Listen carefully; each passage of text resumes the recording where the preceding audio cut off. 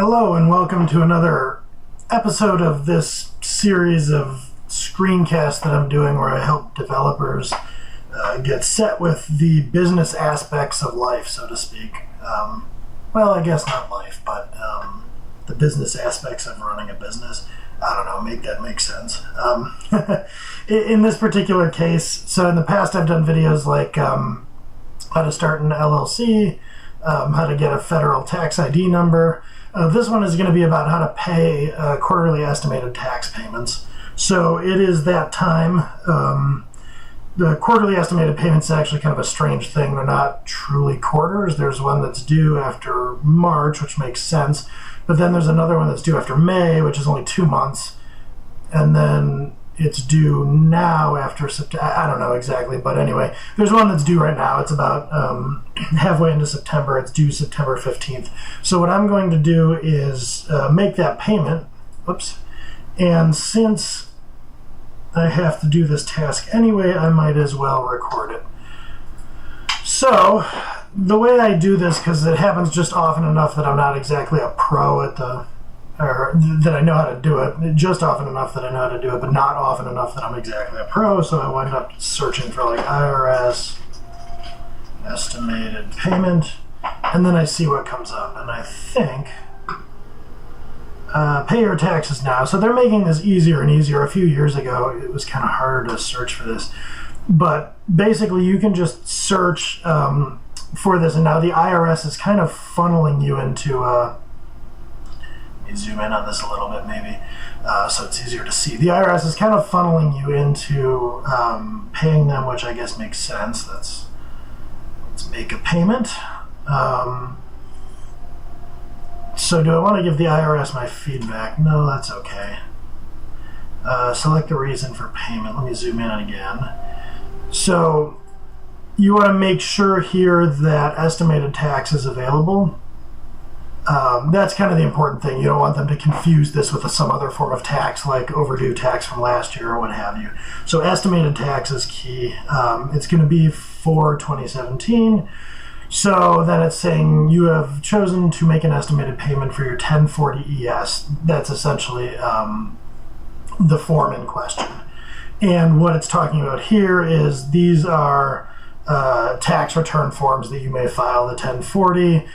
1040A, I don't remember the difference exactly between those, but 1040EZ is if you have pretty simple income tax filing, and all of these 1040 forms are income tax filing. So in essence, what we're doing here is we're filing estimated tax payments, 1040ES, that correspond to these income tax return forms for 2017. So long and short of it is yes, that's what I want to do.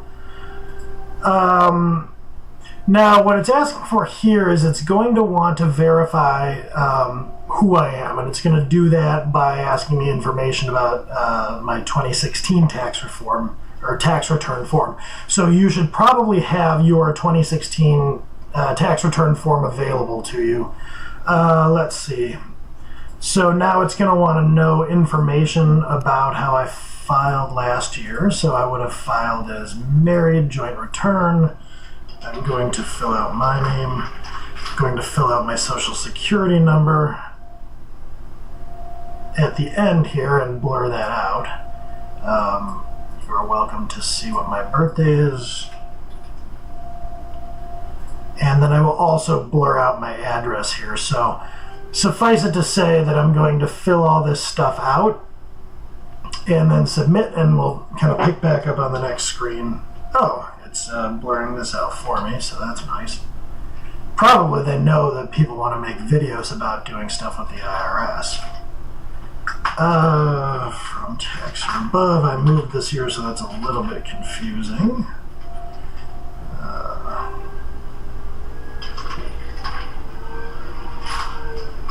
And finally, I accept the privacy, whatever. Okay.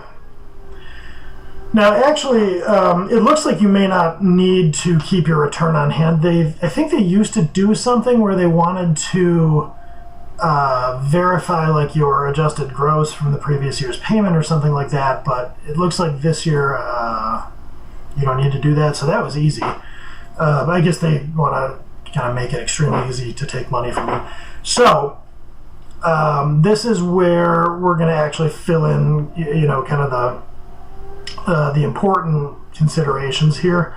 All of this is stuff that, no offense, but I don't want you to see. How much I'm paying in taxes, I'm going to confirm that. The date you can see is fine. I don't really want to give you my bank account information. So the only, I guess, thing here worth noting is that you can say that that you want email follow-up, which it looks like is probably going to be about, the status of your payment or whatever. So once you fill this out and hit continue, you should be good to go. I'm going to pick you up. I'm going to pick back up at the point where I hit continue. So I'm going to go ahead and fill this stuff out. Okay, so I filled that stuff out. And then it is popping up this disclosure authorization. You must agree to the authorization below. You will then have an opportunity to review your payment details before submitting your payment. I hereby authorize the financial institutions on subsequent pages within this application involved. Man, I can't even get through that. This is basically just saying that you're authorizing them to take money out of your account, which I do.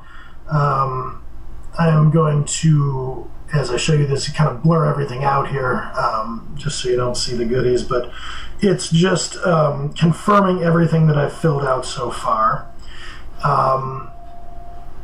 Now I'm going to scroll down here, and this part is actually fine to show you, so I'm going to make this clear once again. And what they want here is, it's called an electronic signature. You might do this in various other forms depending on how you transact business. There's, I forget the name of it, but there's like an e-signature kind of thing. There's like a service you can use to sign contracts and that sort of thing. This is like the equivalent. I, for one, applaud this kind of stuff because I find the concept of scrawling something on a piece of paper to be archaic.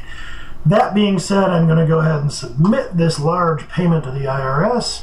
And then they give me a confirmation number here on this page, and I'm going to be blurring this out. But again, they're conferring the payment amount, what the status is, the bank name, a lot of the account number, et cetera, et cetera. So that's really it for making the federal payment.